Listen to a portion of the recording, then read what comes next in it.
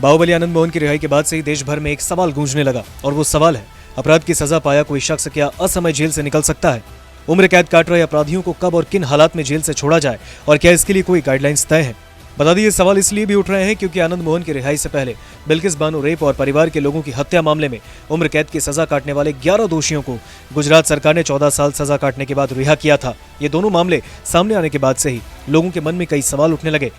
चलिए इसका जवाब जानते हैं, लेकिन उससे पहले ऐसे कई और मामलों पर एक नजर डालते हैं। पहला मामला, तंदूर कांड में उम्र कैद की सजा पाए सुशील शर्मा को उम्र कैद की सजा सुनाई गई थी। दूसरा मामला, जेसिका लाल हत्याकांड में दोषी करार दिए गए मनु शर्मा को 14 साल से ज्यादा वक्त जेल में बिताने के बाद रिहा किया गया। और तीसरा मामला, राजीव गांधी के हत्यारे एजी पेरारीवालन को रिहाई का आदेश। पेरारीवालन को उम्र कैद की सजा मिली थी, लेकिन उसे 32 साल बाद ही रिहा किया गया।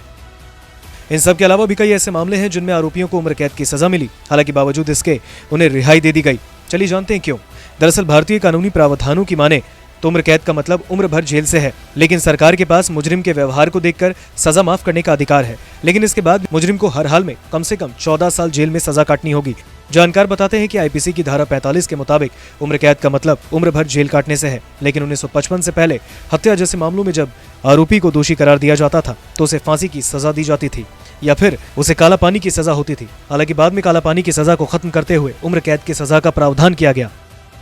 वहीं पहली बार 1961 में सुप्रीम कोर्ट में यह सवाल उठा कि आखिर उम्र कैद का मतलब क्या है। सुप्रीम कोर्ट की बेंच का कहना था कि सजा में छूट का लाभ तभी होगा जब सरकार उम्र कैद की सजा को किसी अवधि में बदल दे। इसके बाद मुजरिम को सीआरपीसी की धारा 432 का लाभ मिल सकता है।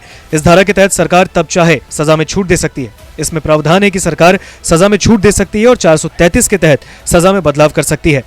बता दें, सीआरपीसी की धारा 432 के तहत राज्य सरकार किसी दोषी की सजा को माफ कर सकती है और उसे रिहा कर सकती है। इतना ही नहीं, सरकार दोषी को शर्तों के साथ या बिना किसी शर्त के भी रिहा कर सकती है। वहीं धारा 433 के तहत किसी दोषी को सजा कम करने का अधिकार राज्य सरकार के पास होता है। हालांकि इस प्रावधान के तहत सरकार की ओर से कुछ मनमानी को देखते हुए 1978 में सीआरपीसी की धारा में बदलाव करते हुए धारा 433A जोड़ा गया, जिसके तहत अगर किसी दोषी को उम्र कैद की सजा हुई तो उसे कारावास से तब तक नहीं रिहा किया जा सकता जब तक वो कम से कम 14 साल की सजा पूरी न कर ले। 1978 में सीआरपीसी की धारा में हुए इस बदलाव पर शीर्ष अदालत ने कहा, उम्र कैद का मतलब उम्र कैद ही होता है, लेकिन सरकार अगर चाहे तो 14 साल या उससे ज्यादा सजा काट चुके मुजरिम की बाकी की सजा में छूट देकर उसे रिहा कर सकती है। इन सब के अलावा मामले में भारत सरकार के वकील अजय दिक्पाल ने बताया, कई बार अदालत जब उम्र कैद की फैसला सुनाती है तो फैसले में लिखती है कि 20 साल 25 साल या फिर ताउम्र सजा में छूट नहीं मिलेगी। वैसे मामले में सरकार सीआरपीसी के प्रावधान का इस्तेमाल कर सजा में छूट नहीं दे सकती। जेल मैनुअल को माने तो उम्र कैद की सजा पाया मुजरिम जब 14 साल कैद काट लेता है तो जेल प्रशासन उसके कंडक्ट के आधार पर उसके केस को सजा रिव्यू बोर्ड के पास भेजती है। बोर्ड मुख्य अभियोजन एजेंसी की रिपोर्ट मांगता है और आचरण आदि पर गौर करने के बाद फैसला लेता है। मुजरिम भी अपना आवेदन कई बार सजा रिव्यू कमेटी के सामने भेजता है। इन प्रावधानों को देखते हुए बिल्किस बानो के आरोपियों को रिहाई मिली थी और अब आनंद मोहन को रिहाई मिल गई।